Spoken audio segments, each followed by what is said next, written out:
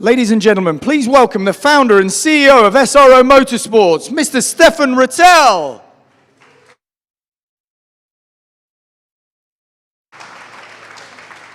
Ladies and gentlemen, good morning in Barcelona for our annual press conference, which is held traditionally at Spa with a total 24 hours of Spa, but with the ongoing uncertainties we had in this never-ending pandemic, we had to delay this presentation to finalize all the calendars of our global operations. This presentation will be divided between four. We will present you quickly our SRO's activity globally. Then we'll speak about the series and events that have been up and running normally this year. Then we will move on to the new development we introduced in 2021, this season. And then we'll talk about what had to be delayed to 2022, but will hopefully take place next year.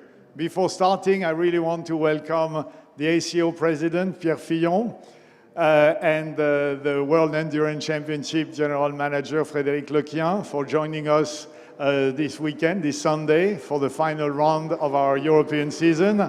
I've been welcome at Le Mans at the 24 hours this year, and I wanted to return the invitation, so welcome.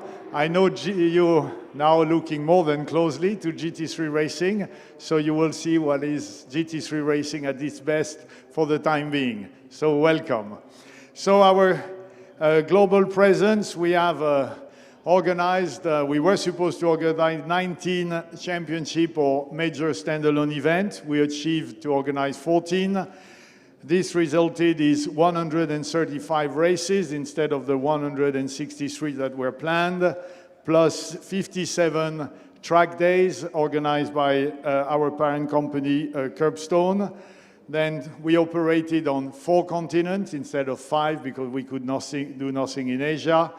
We organized 37 different race events, and this resulted in 342 hours of racing. In addition, we're running 5 eSport championships and 41 eSport races. As you can see from this map, we've operated completely normally in America. We have operated almost normally in Europe. The only event we had to cancel was the FIA Motorsport Games because of all the participants coming from all over the world. In Asia, we couldn't do anything. We hoped to the last moment that Macau would be possible, but it wasn't possible. And in Australia, we've managed to organize the championship, but a number of events had to be cancelled, and we couldn't run the Bathurst 12 hours, and our only event on the African continent, the Miami 9 hours, is confirmed. One big important step in our company is the sustainability. We said that together we're building a sustainable future for our sport. This is a very important direction, and it's not because we're using V8, 6 cylinders, and V10 engines that we don't want to be sustainable, and then we cannot be sustainable, because out of the survey, important survey we made with the British agency Futera to calculate our emission, we realized that only 5% of the emissions, depending on the championship, 3 to 5% of the emissions are generated by the car themselves. Everything, most of it, is about logistics, about team operation. So at the end of the day, if you operate electric cars, but you go with air freighters in zigzag around the planet, your emissions are going to be a lot higher than a championship using traditional internal combustion engine, but doing as we do, having a global platform using local teams, which is the principle of both the Intercontinental GT Challenge and the Fanatec GT World Challenge. So we're working on this important environmental policy. We want to work on the events, we want to work with the teams, and we want to inspire our partner. It would be too long to go in details, but we're really going to work on these 3 sectors to reduce our emission over time, and what we can't reduce, we will offset it with a contribution for both our organization and from the teams. I have to say that the team's response to our environmental policy has been mixed. It has been fantastic from some countries, and I want to say that the British teams have all contributed and have all been really behind it, and it's more difficult in some other countries, and it's why for next year we really want to include the offset contribution as part of our entry fee. Like this, everybody will contribute to something which is essential. We have the chance of having a lot of partners, very important partners, and we feel that if we want to keep them going forward, the environmental policy is absolutely essential to our business. So what has been up and running this year? We will start with the Intercontinental GT Challenge, powered by Pirelli.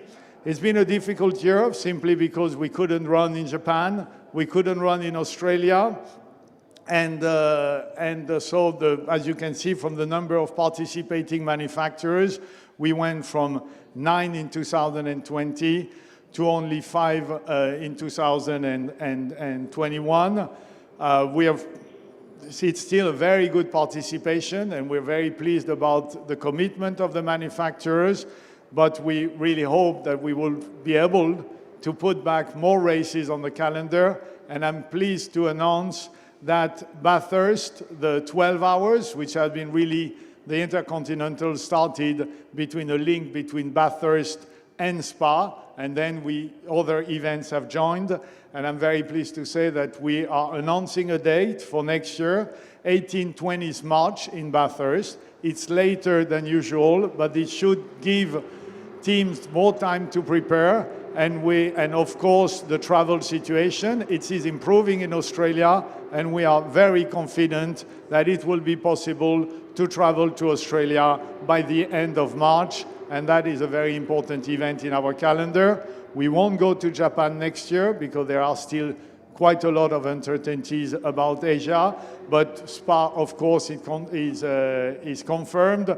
The Indianapolis 8 hours is confirmed, and I really want to salute the fantastic success we have with this event. Our ambition was to create the biggest GT race in America, and was to create the only important race in America where a GT endurance race in America where a GT can win overall, and from jumping from 22 cars we had last year to 20 to 40, more than 40, I think we have 41 as of today, is the proof of our success in this very important event. And of course, we will finish with the Kyalami 9 hours in South Africa, where there again, our challenge was to develop local teams.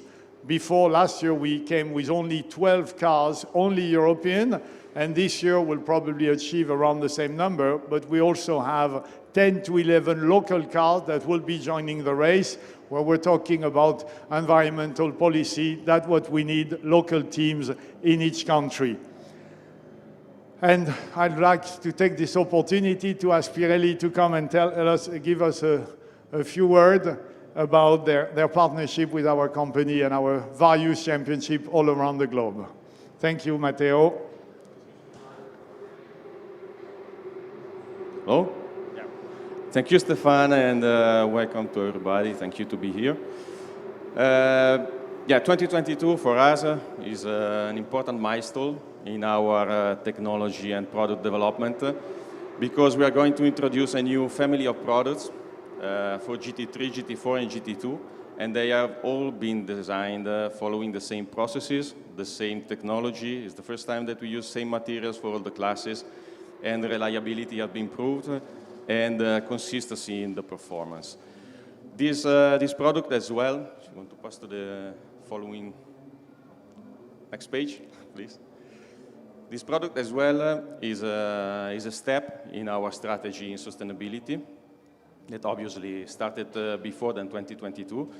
but it will be a journey that impacts our products, the factories, and our engagement. Our products, because we implement a lot of new technologies to use and to develop virtual development. So already for 2022, we reduced by 20% the production of prototypes. And by increasing the percentage of raw materials, renewable raw materials, that already they are like 20% in the tires, so targeting like 50% by 2025. Our factory will use renewable electricity 100% by 2025, and by 2030 we target to have carbon neutrality for our factory. And then, as last for today, our engagement with the team to commit to be able to recover all the used tires and, let's say, keep them, bring that home. We have many other projects. We are working with SRO. We will keep you updated. So thank you for your support. Thank you, Matteo. When I was telling you about the environmental effort, of course, with our partner, with Pirelli on the tire, which is a big part of our emissions, and also with Total Energy. I mean, the SEO is introducing already next year totally complete biofuel, reducing emission by 60%. There was not enough of it for us to get it as well, but it is understood we will have it from 2023. So we're progressing in the same direction for a more sustainable future. Next of our championship, which is the major one, is the Fanatec GT World Challenge powered by AWS. I know it's a long name, but it shows the importance and the support of important partners to this championship. It's a challenge. We can't compare it to WEC, which is a world championship as it stands. It's a challenge of customer racing among manufacturers. It hasn't been easy to convince the manufacturer to put their name on something where they're not directly involved, which is different from the Intercontinental, where the manufacturers are more behind the teams. But all these manufacturers have built important customer racing department, and it's a global challenge of, you know, do you have the best customer racing department? Have you sold cars all around the world to good teams, to good drivers, and you can compete on 4 continents? And it works, you can see it. We started with 2 manufacturers in 2019. We have 5 last year, and we have 7 this year. I think there is no better proof of success on the concept. We have proposing for that a completely global calendar, as you can see, of 29 events globally on 4 continents, and we really hope that all of them will be running next year. And to talk a bit more about the championship, I will call Thomas Jackermeyer, the founder and CEO of Fanatec, on stage, and Kalim Broadra, the CEO of the Rebellion Corporation, to tell us a few more words about the championship.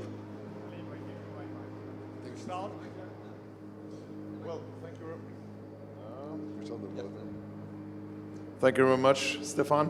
It's been a great pleasure to join the GT3 series, the Fanatic GT World Series powered by AWS this year. And I have to say it was quite an experiment what we did this year, but we wrote motorsport history, nothing less. The combination of e-sport and real sport, it worked out very well. We have seen fantastic races, intense racing, clean racing as well. I mean, people sweating after 1 hour. That was really exciting. Exciting to watch. I hopefully also exciting for the teams to participate. And yeah, I think also it was extremely well executed by SRO and AK and everybody else who was involved. So thank you very much for that. And yeah, so we've seen the future, and rest assured that we're going to stay with this for a very long time. We're very happy to be here. Yeah, so yeah, really happy also to be here today and to have these few words to the challenge that you create, Stéphane, and really appreciate the motorsport, you know it. I take the opportunity to thankful for your collaboration in these few years, what it was not easy with the pandemic. But we did it, and I'm really happy to find here a good atmosphere and a great team, very professional. And I think it's the beginning of a long story, and really happy to meet Thomas Enzo with his spirit and mindset. And sure that we're going to have a strong synergies all together because we're sharing the same passion. And like we are lucky today to have Pierre, so we wrote a long book, a story in the endurance together, and you are leading a fantastic Le Mans will still be always Le Mans, and I'm glad to see that Pierre and Stéphane all together in the same room. It makes me warm for my passion for the motorsport. So thank you.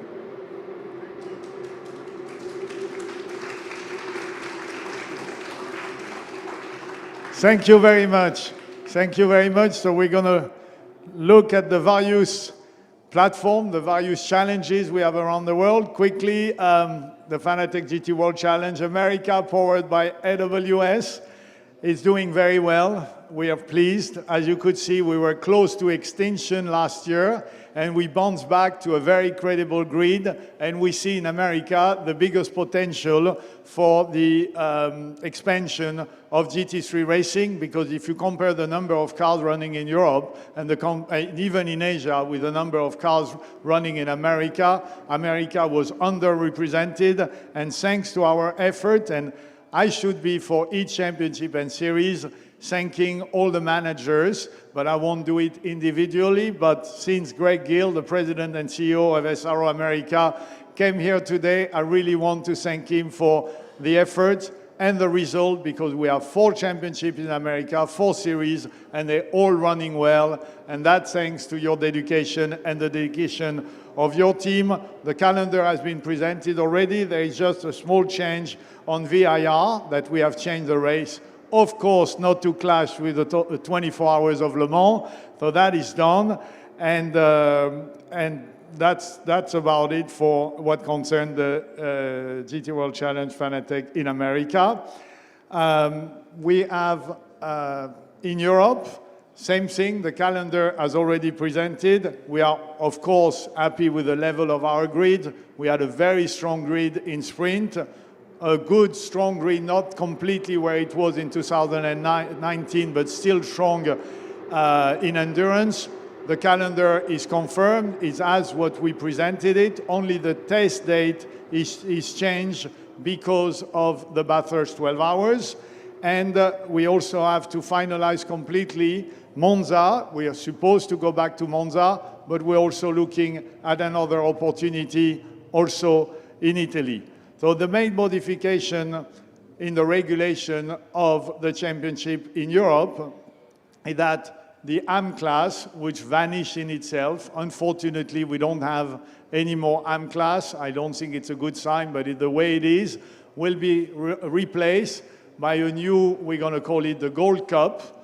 And the Gold Cup is for a combination of a pro driver, a silver driver, and a bronze driver. That should avoid the request for derogation we have had all along, and which have been really tiring for the championship. I will explain a bit more about that later. Also, the pro class in sprint will be limited. We no longer want to have 2 platinum drivers in sprint. We will be limiting to 1 platinum and a gold. And also about driver categorization, I will tell you a little bit more about it. We also have lots of conversation about testing, and many teams said, why do you do free testing, paid test, when in fact we don't have enough tires during the free practice we have here on the track? So what we decided is to give more tires for the free practice, so teams can fully use the track time they have during free practice. And for the paid test that we will maintain, maybe a bit less than we had this year, we will limit the number of tires during the paid test. We also always want to work on the team budget and avoid the inflation, even if by talking to Pirelli, we know that in fact the testing is done primarily before the season, and that's where the difference between the big team and the smaller team is the most evident. The larger teams test a lot before the season. Also, we are very pleased our collaboration with 3D. We worked all year to manage this track limit system, and I think we can say this weekend it's operational, we're having no more problem, and next year we will introduce officially in the sporting regulation in the championship the use of the automated track limit control, its GPS centimetric positioning, and finally the huge headache of track limit will be away. And you know, for GT racing, which is based on balance of performance, to use the limits of the track and to make the difference between the cars that are easily jumping the track limits and the one that don't has been a recurring problem for years. So we're very, very, very pleased to solve that. And also, and that's a very important point, we have embarked into a revision of the driver categorization system, which has also suffered the last number of years. Simply before, I'm in a nutshell going to explain you. We created the driver categorization system when we introduced the GT3 European Championship back in 2006. At the time, it was an amateur championship. The bronze driver were real gentleman drivers, and the silver driver were the young drivers. But the young driver were very often the sons of the gentleman driver, and most of them, the large majority, almost all of them, didn't have any karting or single-seater experience. They were coming into racing with coming into GT. But progressively, this became more and more professional. And at the end, what we're having today, we're having two classes, gold and platinum, for the same type of drivers, to see the difference between a pro, which is platinum, or a pro, which is gold. There is basically no difference. But behind these two classes, which are basically underrepresented, you have a very, very large class of the silver drivers.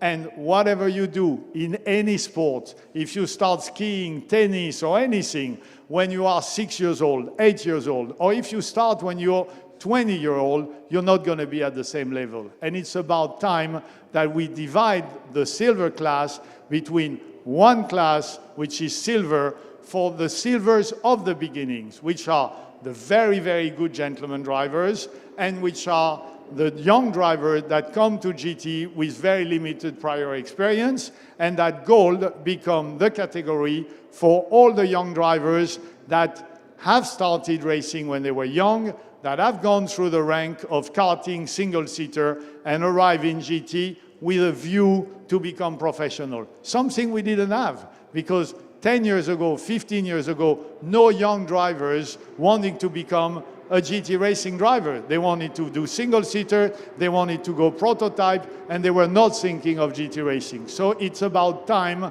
that we correct the system, and for us, all the fast bronze drivers have to become silver, all the fast silver drivers have to become gold, and all the gold drivers, which are in fact as fast as platinum, have to be platinum. So that's the proposition we've put forward to FIA. That's a bit long to look at, but that's basically what we want to do.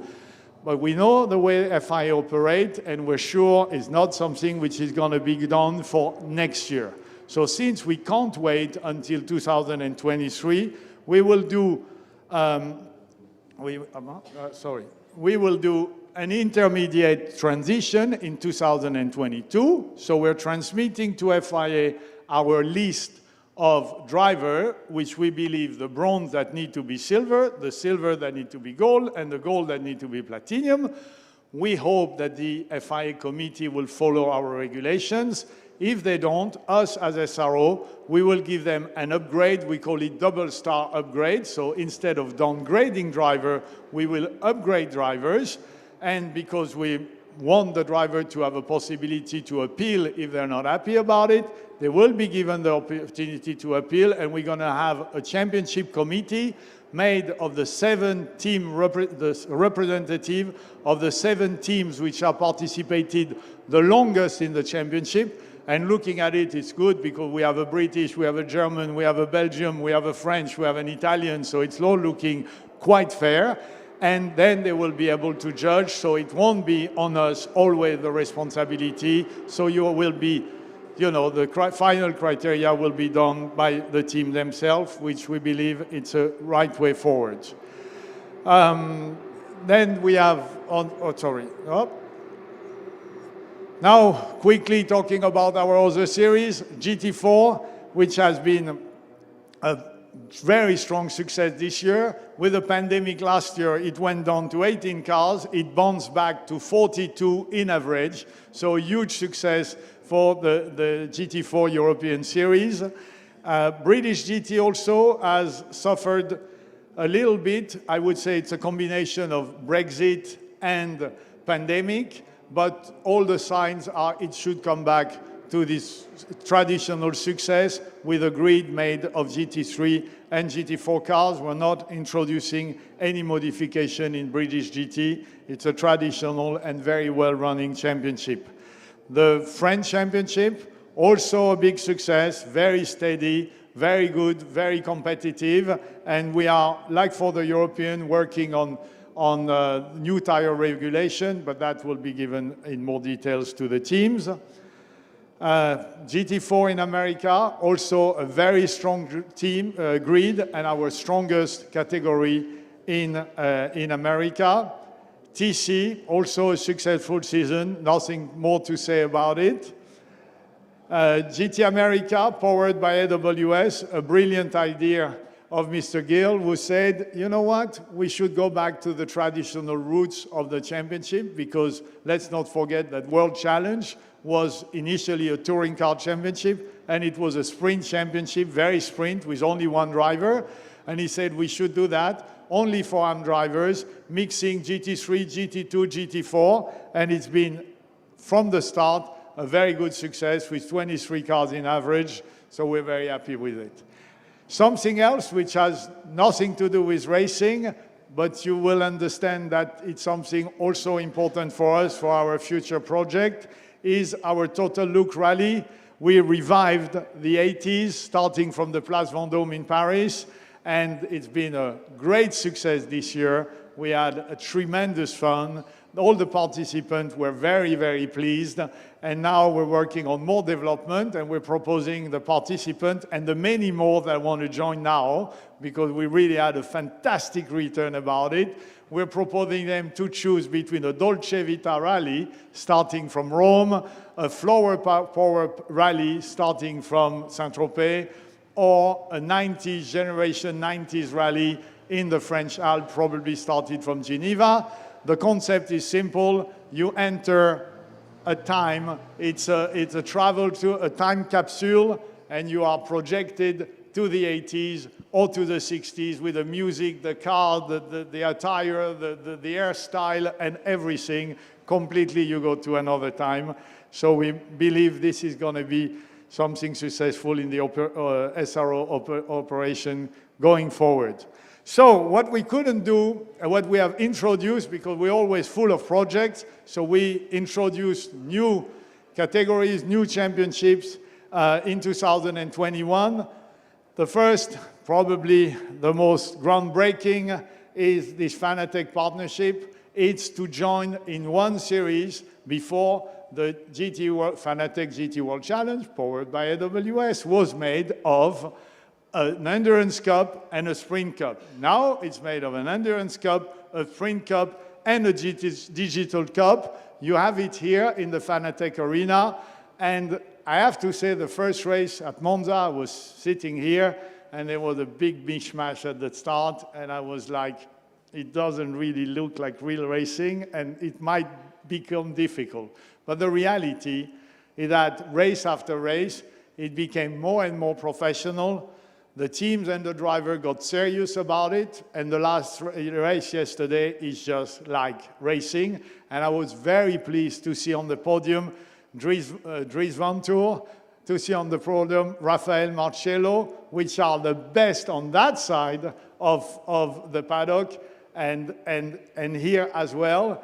And the competition is just great. Now the next step is to bring more together the real racing and the virtual racing, and we want as Spa to bring professional sim drivers and what we call silver driver that are going to be selected through our global sim racing competition, and to do teams that will compete together at the 24 hours of Spa. But that will be different. The teams don't have to worry. They won't have to pay pro drivers because only the parts related to the drivers of the championship will be taken into account. Also, we want the teams.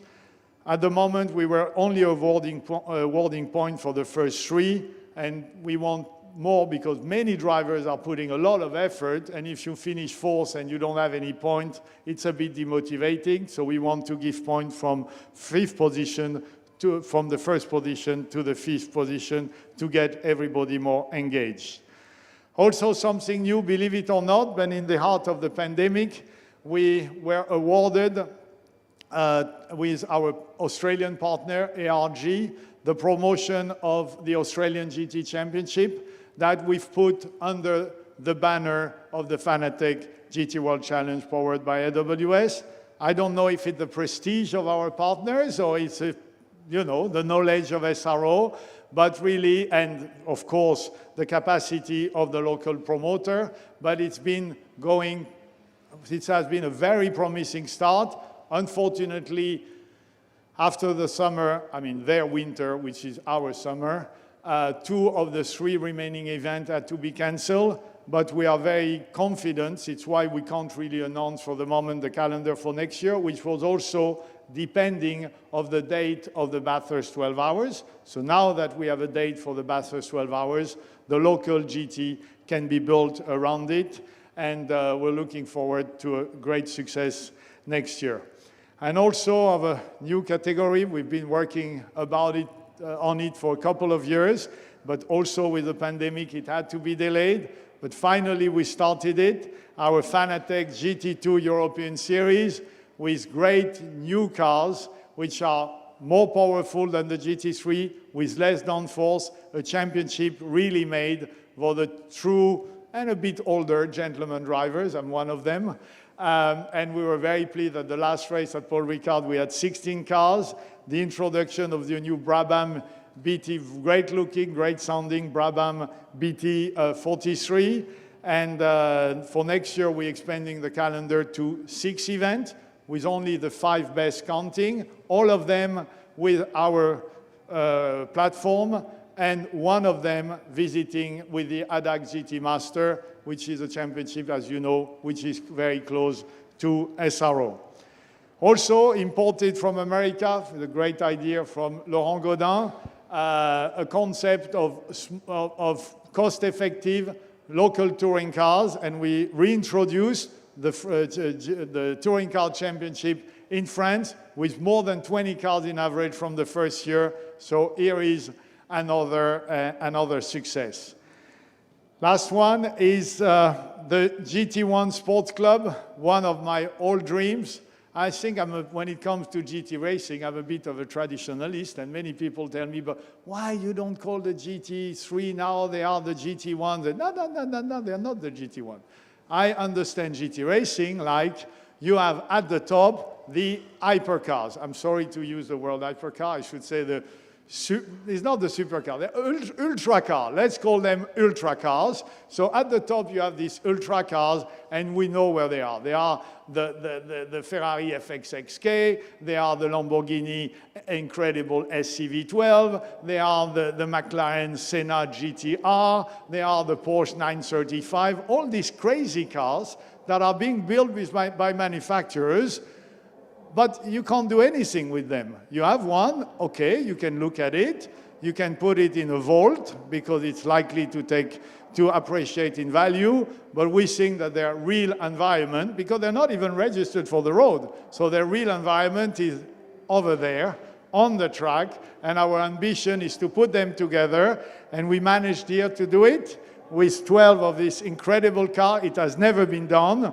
so I'm sure you will enjoy both the sight of the sound of these cars in just an hour or so. And so going forward, we don't want to do many events. Our ambition is to do 2 next year, then 1 in the winter in America, and then one day maybe go with the Middle East, because when we get enough participants in this club, we can do anything and go anywhere.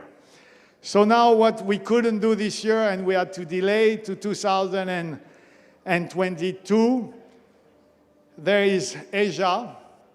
Asia, Benjamin is at the moment, you know, our Asia manager, Benjamin Franasovici, is at the moment in quarantine in an hotel in Hong Kong. I'm not sure he has a window, but he's there for 21 days, so he has to be brave to go through that. But we really want to be also always cautious, but we believe that we should be able to restart the championship. We're being conservative. We want to start in Japan in the summer, in Suzuka in July, followed the following weekend by Fuji, then go to Buriram, to Sepang, and hopefully, if the country reopens, to travel to China. If the situation improves quicker than expected, then we have a possibility to go to Sepang in May.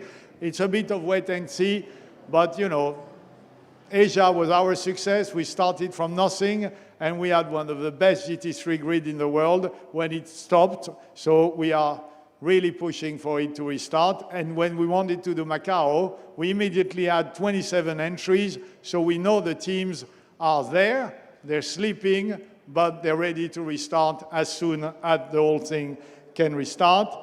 Same thing for the FIA Motorsport game. I spoke about it. Wanted to go to Paul Ricard in 2020, we couldn't do it. Wanted to go to 2021, couldn't do it. We're going next year. We want to go to the same place. We want to do the opening ceremony in Marseille, and we're jumping from the 6 categories we had in Rome to 18 categories with rally, with track racing, with cross car. So a complete overview of motorsport, and we really believe that it will be a huge success when it will finally restart with teams and drivers, with drivers coming from all around the world. Also Macau, it was really upsetting we couldn't do it this year, but now we're confident that in November next year it will be back on the calendar. And the last point is the almost last point. Our 30 years of GT racing. We wanted this year to do 15 years of GT3 with a race at Monza, but with a restriction, we still had a number of people allowed in the paddock. We couldn't do it. So we say, okay, if we don't do 15 years of GT3 racing, we can do 30 years of GT. We celebrated our 25 years at the Paris Stock Exchange a couple of years ago. We didn't want it to do the same thing. So we worked together with my old friend Patrick Peter to do a special race that will be the 30 years of GT racing race at the opening of the Total Energy 24 Hours of Spa this year with a massive grid, and we will invite all the participants and key people that participated in the last 30 years to a dinner we will give on Thursday night. Our last project that we had to delay, but it's probably one of the most important for SRO, and it's the one we also work indirectly by organizing rallies like the Vendôme 80s, is our GTX World Tour. You know the concept is for manufacturer. We want to provide visibility by bringing these cars to the center of important cities in Europe, 7 important cities over a week. We want to provide efficiency by these cars to go, their consumption being measured from city to city around the normal route. And we want also to provide competition, because it's not only a tourist rally and you stop at racetrack, at hill climb, with rally stage around the road. The ultimate goal is to have customers. It is customer racing, but of course we need to start it with the manufacturers We talked to a good number of them. Everybody is very enthusiastic when we present the project, but from enthusiasm to commitment, that's what we need to do, and it will be our priority as soon as our busy 2021 season is behind us. But we really believe in the concept, and we were going to work very hard on it. Thank you very much, and see you. That's why we have this picture in Indianapolis next week. That was a picture taken last year, and this year will be with even more cars for a very high-level competition. Thank you very much for your attention, and now we're going to run to the GT4 grid. Thank you.